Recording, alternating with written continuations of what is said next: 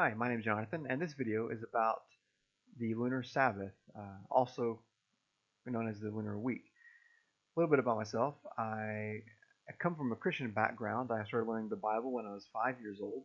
I grew up in a private school. I graduated from university with a bachelor's in Bible and went on to get a master's in education. And right now I'm a teacher at a university in Vietnam for the Faculty of Languages and Humanities. And I teach things like language, society, culture, communication, things like that. In my personal study, I have translated a lot of the New Testament from Greek into my own translation. And so I enjoy languages and I enjoy culture. Now, I'd like to make this video about the Lunar Week, or also called the Lunar Sabbath. And I want to give only biblical reasons, okay? Biblical reasons why the Lunar Sabbath is impossible. But before I do that, I think we need to establish what is the biblical calendar. So in the Bible, you have the 7-day cyclical week. And this comes from Genesis chapter 2, where it says several times that on the seventh day, God rested. And so here we have the seventh day and even the Sabbath day being instituted actually from creation. And we have this repeated in the Ten Commandments.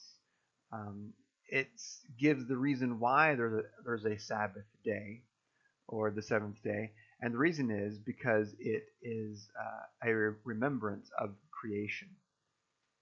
And so in the Hebrew language, they don't have actual different names for the days of the week. Actually, in the Hebrew language, the name of the day of the week is just the number.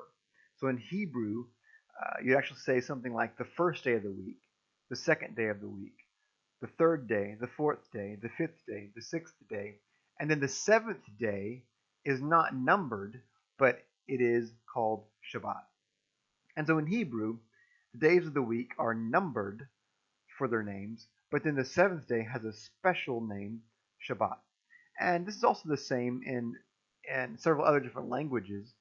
I forget the exact count. I believe it's around 30 different languages that have this numbering system, and it's the same in every language. And also there are I don't know the exact number, but several other languages use the word Sabbath or Shabbat or a derivative of that for the seventh day of the week. So in Vietnamese, I wouldn't say Sunday or the first day. I would say in Vietnamese, I would say Chủ nhật or Ngày thứ nhất, which is the first day. I would say Ngày thứ hai, which is the second day, and Ngày thứ ba, Ngày thứ tư, thứ năm, thứ sáu, and then thứ bảy. Okay, so in Vietnamese, the days are numbered. Even in historical writings that are outside of the Bible, around 200 BC, 200 years before Yeshua, before Jesus Christ, we have this concept of the seventh day being the Sabbath. Now, in the Bible, the new moon is referred to several times, but it's not actually described as what it is. So the biblical calendar uses a lunar month. In other words, it depends on a new moon to start because it is around the lunar cycle. So in the Bible days, people would look for the new moon in order to start the next month. Now, what is the new moon? Is it the dark moon, the conjunction, also called the astronomical new moon? Or is it the crescent or the first sighting? Or is it the full moon? What phase of the moon in the Bible was considered the new moon? Because we have the new moon mentioned several times in the Bible, but it's not actually described as what it is.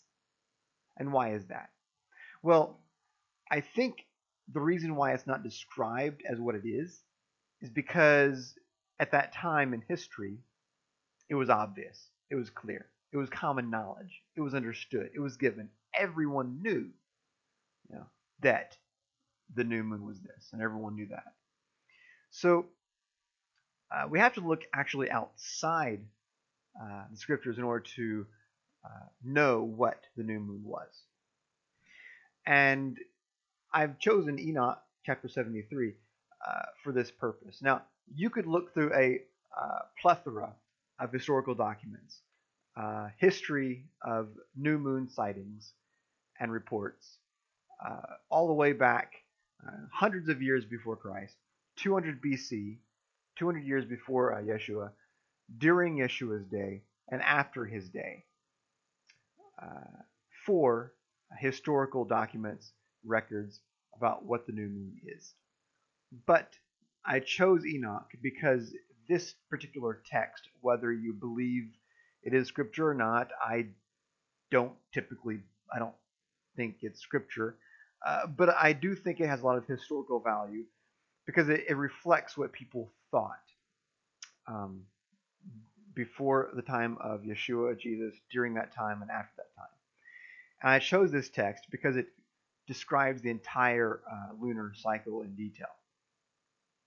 So in this text it says, "And thus she rises, and her first phase in the east comes forth on the 30th day, so the 30th morning. On that day she becomes visible, and this constitutes for you the first phase of the moon, on the 30th day together with the sun in the gate where the sun rises." So if you've ever taken a science class about the stars, moon, and sun, and the planets, you'll notice when you observe the sky that the new moon and the sun rise in the east together, and this is on the last day of the cycle, the 30th day of the cycle, the 30th day of the lunar month. But you can't really see the lunar month. You can't really see the moon because the sun is too bright to see the moon at this time. So you have to wait until the sun and the moon travel together all the way over to the west in the evening. And after the sun is beginning to set, then you can begin to see the new moon. And Enoch 78:12 says, "And on the first day she is called the new moon, for on that day the light rises upon her." In other words, when you first see the moon, it becomes the new moon.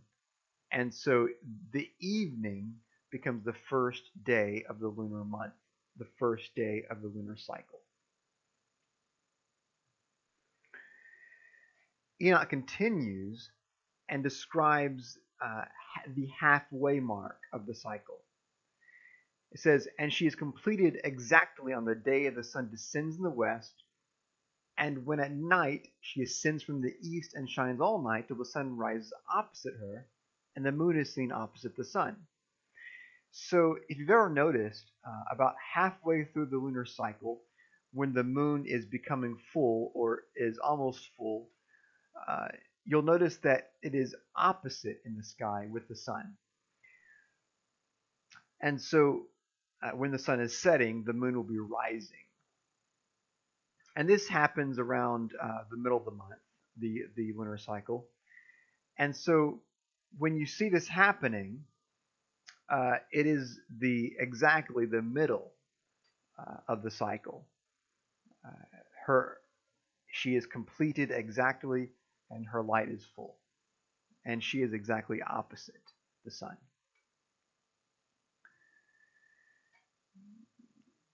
Enoch 78:14 says, "When the light of the moon comes, there again she decreases till all her light disappears, and the days of the moon cease, and her circuit remains empty without light." So here, the days of the moon cease. Okay, that's the end of the cycle. and their circuit remains empty without light. Okay, that's a void of light. That is the dark moon, or the conjunction, also called the astronomical new moon. But here it says that this is the end, not the beginning. So the end, or the 30th day of the lunar cycle, is actually the dark moon. And the new moon would be the visible crescent, which we just described earlier. So this is the cycle. And this is true in a plethora of other historical documents dating from 200 BC until present day. This is an example of the new moon. It is slightly to one side of the sun as the sun sets. It becomes very clear and very obvious in the sunset. And so Enoch also says that the lunar cycle is sometimes 30 days and sometimes 29 days. And this is true. The lunar cycle is actually 29 and a half days. In the Hebrew language, the word for month is chodesh, and it actually means new moon or a month. In the English language, we get the word month from the word moon. And you see in the Bible, the new moon is in the Bible, but we have to look outside the Bible to exactly understand what the new moon is. So here is an example of a lunar month with a 7-day repeating cycle of weeks.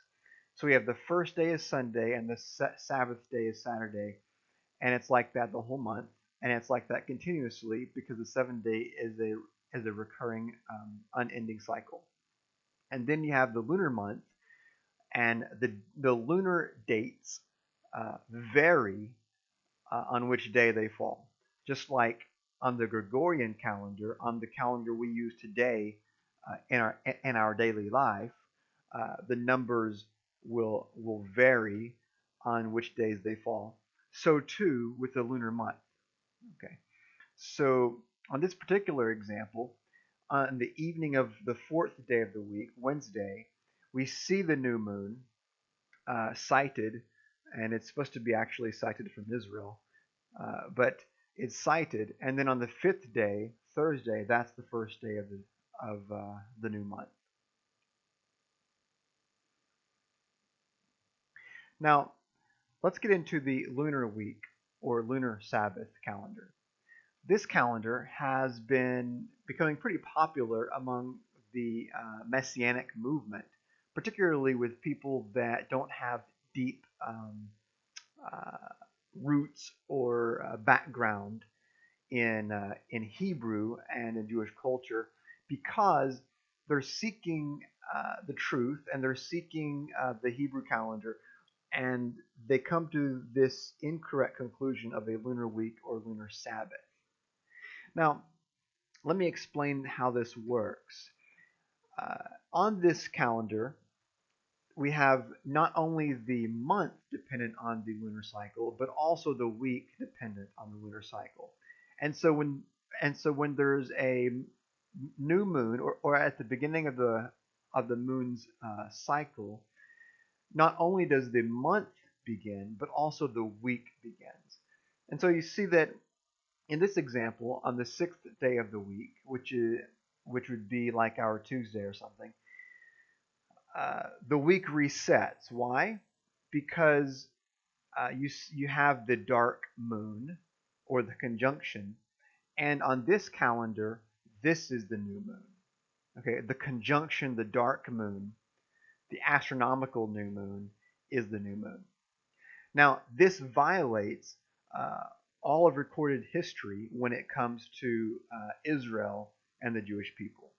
But this is what this calendar proposes, because this is really not the right calendar to follow. But nonetheless, this is the calendar. This is what it says. And then the next day, you see the crescent. Okay, and so you know for sure you're in the new month. Okay, and then it continues. And you notice that you have the Sabbath day in the middle of the cyclical week, because the week is no longer an unbroken cycle, but the week restarts with the beginning of the month. And so one month the Sabbath days might fall on what we would call Thursday, or the Sabbath day of the next month might fall on what we call Monday, simply because on this calendar the week and the Sabbath are dependent on the moon also. Now there's a messianic ministry called the World's Last Chance Ministries, who proposes this calendar pretty fervently, and they call it the Creator's lunisolar calendar. But it's a lunar week, lunar Sabbath calendar, and you see that the new moon day is the first day of the month, and it's the conjunction. Okay, it's the dark moon. And then the second day of the month is actually the first day of the week, and that's actually the sighted crescent. And then it goes all the way over to the 8th day, and that's a Sabbath, and the 15th, 22nd, and 29th. And these dates of the month are always Sabbath dates as well, because both the week and the month are dependent upon the beginning of the lunar cycle. Now, this calendar is not the biblical calendar. And this calendar has no historical significance in Israel either. The reason why they use this calendar is because they believe it is the biblical calendar, but I'm sorry to say that's incorrect. What this calendar actually is the Babylonian calendar. And so World's Last Chance Ministries is promoting this Babylonian calendar, but they're doing this ignorantly, okay? And everyone else who promotes a lunar week or lunar Sabbath is promoting a Babylonian calendar. Now, the reason why World's Last Chance Ministries and other people who follow the lunar week, lunar Sabbath calendar do so is because of what it says in the Jewish Encyclopedia, among other similar sources. The problem with following the Jewish Encyclopedia that they do, and also the problem with believing these other similar sources, is that they are all outdated. And for example, the Jewish Encyclopedia that is public domain on the internet is from 1906. And so this information is greatly outdated. Also, the authors of these public domain encyclopedias are also naturalists. They are agnostics or atheists, and so they don't actually believe that the Sabbath day and the week was set from creation. They don't actually believe in Genesis chapter 2. And they don't actually believe that when God gave the commandments that he said, remember the Sabbath day, because they don't actually believe that the Sabbath day is from creation. I do. I'm a man of faith, and I believe the Sabbath day is from creation. But the authors of these encyclopedias do not. And so what do they believe? Well, they use their opinion as fact. And they say, with their opinion, these naturalists say that when the Jews came out of Babylon, because the Jews were slaves in Babylon, when the Jews came out of Babylon and reinstituted the state of Israel, the nation of Israel, these Jews brought with them the Babylonian calendar, and then they evolved their own Sabbath day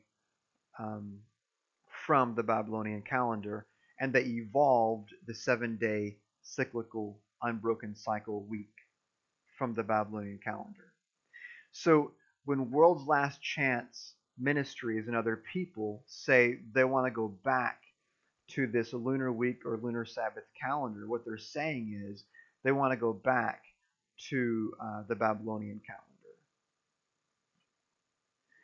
The problem with these opinions is that there are no primary sources. If you look at the footnotes or the endnotes or whatever, uh, there are no primary sources for the author's claims. Just because someone writes and is an editor of an encyclopedia or whatever does not mean they are above reproach. You need to look at the primary sources and, if at all possible, get several people to read to you in the original language, whether it's Hebrew or Syriac or Aramaic or Greek or whatever, and you need to know for yourself from the primary sources. Now, there are two biblical ideas that make a lunar week impossible, and I'm going to try to explain them as clearly as I can. The first one is Joshua leading Israel into the promised land, and the second one is the death and resurrection of Yeshua, Jesus Christ, the one that I call my Messiah.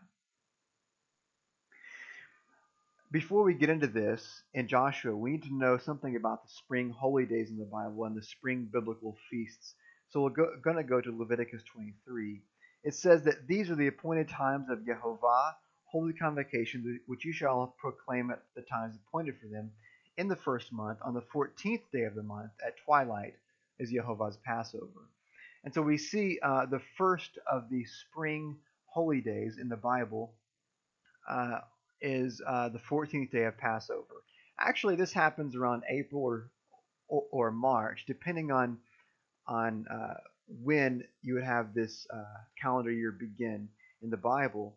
But you have this 14th day in the evening. So here, on this example of a lunar month with the 7-day cyclical week from the biblical calendar, this is just an example, by the way. I highlighted the 14th day. We're going to assume that this is the first month of the biblical year, and I highlighted the 14th day.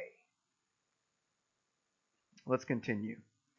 Then on the 15th day of the same month, there is the Feast of Unleavened Bread to Yehovah. For 7 days you shall eat unleavened bread. And so on the next day after Passover, we have this other holiday of unleavened bread, and I went ahead and put that on the calendar as well. Continuing on, speak to the sons of Israel and say to them, when you enter the land which I am going to give to you and reap its harvest, then you shall bring in the sheaf of the first fruits of your harvest to the priest. He shall wave the sheaf before Yehovah for you to be accepted. On the day after the Sabbath, the priest shall wave it. It's very important to remember here that that Israel was to enter the land, the promised land, and before they ate anything, they had to bring the first of the harvest from the promised land to the priest as an offering to Yehovah. And then this is to happen on the day after the Sabbath. So I went ahead and highlighted this first of the harvest that they had to bring to the priest before they could actually eat it in the promised land. It's important to note here that the Passover and the unleavened bread days are dependent on the lunar month because specific dates of the month were given. However, the first fruits of the spring harvest is not dependent on the moon. It is dependent on the 7-day week, as it is the day after the Sabbath, which is what we call Sunday, or the first day. In Joshua 5, it says, while the sons of Israel camped at Gilgal, they observed the Passover on the evening of the 14th day of the month on the desert plains of Jericho. In other words, when Joshua and Israel first came into the promised land of Israel, what they were going to call Israel, the promised land, they did so at around the first month of the year, and they're going to celebrate Passover. And so it's going to be on the evening of the 14th day. And so I went ahead and I gave you another example. This is Joshua's lunar month with the 7-day cyclical week. This is what the month looked like for Joshua that year. Okay, so the first day of the month was also the first day of the week this particular year for Joshua at this time. So Joshua celebrated the Passover the evening of the 14th day. We know that from Scripture that Passover is on that date. But also, he did this on a Sabbath day or Saturday. And how do I know that? From the next verse I'm going to show you. On the day after the Passover, on that very day, they ate some of the produce of the land, unleavened cakes, and parched grain. Remember, Leviticus 23 says that Israel cannot eat anything from the promised land that they enter until they give some of it to the priest as an offering to Jehovah. Here it says that they ate some of the produce of the land. In other words, they gave the first fruit harvest offering to the priest already. And they ate unleavened cakes. So here, on the 15th day of the month, it's the day of unleavened bread. They're eating unleavened bread. And it's also the first harvest. We have the two events happening on the same day. Remember, Passover and unleavened bread are dependent on the dates of the month, the lunar cycle, because they are given specific dates. However, the first harvest offering says it's on the first day, the day after the Sabbath. And so in Joshua's time, this year, this month, when they went into the promised land for the first time, they had unleavened bread and the first harvest on the same day.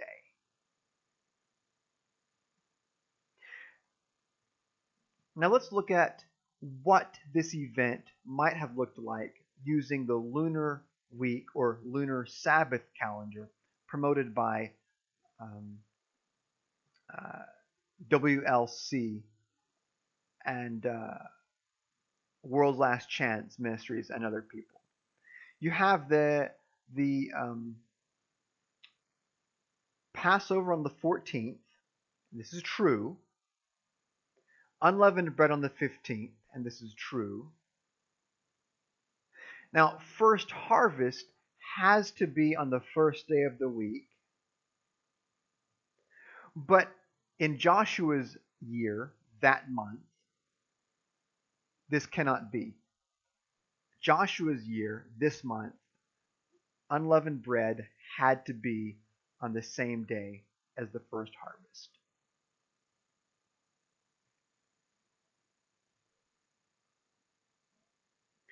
The second reason that the lunar week or lunar Sabbath is impossible is because of the death and resurrection of Yeshua, Jesus.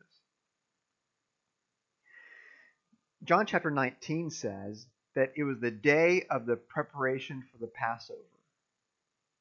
Verse 16 says that Pilate handed him over to them to be crucified. And so Yeshua was crucified on the evening of Passover.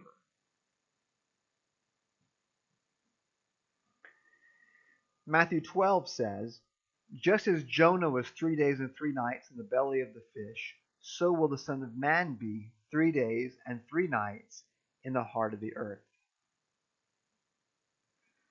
So let's count. How many days was Yeshua in the grave in the heart of the earth? He died on Passover, he was crucified, and he was buried that evening. So it's night 1, day 1, night 2, day 2, night 3, day 3. And then what happens Sabbath evening? Well, Matthew 28 says, now after the Sabbath, as it began to dawn toward the first day of the week, Mary Magdalene and the other Mary came to look at the grave. The angel said, he is not here, for he is risen. Just as Jesus said, come see the place where he was lying. The first day of the week, okay? Nyon Sabbaton, the first of the week. So let's count again. Night 1, day 1. Night 2, day 2. Night 3, day 3. And when did he resurrect? He resurrected sometime Sabbath evening, because the tomb was empty at sunrise on the first day of the week. Now, let's look at the lunar Sabbath or lunar week calendar proposed by World's Last Chance Ministries and others.